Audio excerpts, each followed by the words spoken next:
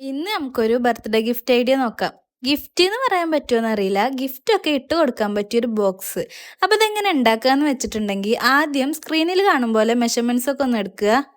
എന്നിട്ട് അതൊന്ന് കട്ട് ചെയ്തെടുക്കുക. ഞാനിവിടെ നിങ്ങൾക്ക് മനസ്സിലാകാൻ വേണ്ടിയിട്ടാണ് വൈറ്റ് പേപ്പറിൽ കാണിച്ചു തന്നിട്ടുള്ളത്. കുറച്ച് കട്ടിയുള്ള പേപ്പർ എടുക്കുന്നതായിരിക്കും നല്ലത്.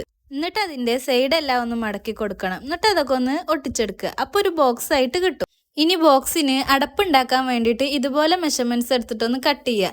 പിന്നെ നേരത്തെ ബോക്സ് ഉണ്ടാക്കിയ പോലെ ഒന്ന് ഒട്ടിച്ചെടുക്കുക. പിന്നെ അതൊന്ന് ഡെക്കറേറ്റ് ചെയ്യാൻ വേണ്ടിയിട്ട് ഒരു മെഴുകുതിരി ഉണ്ടാക്കി ഒട്ടിച്ചെടുത്തിട്ടുണ്ട്.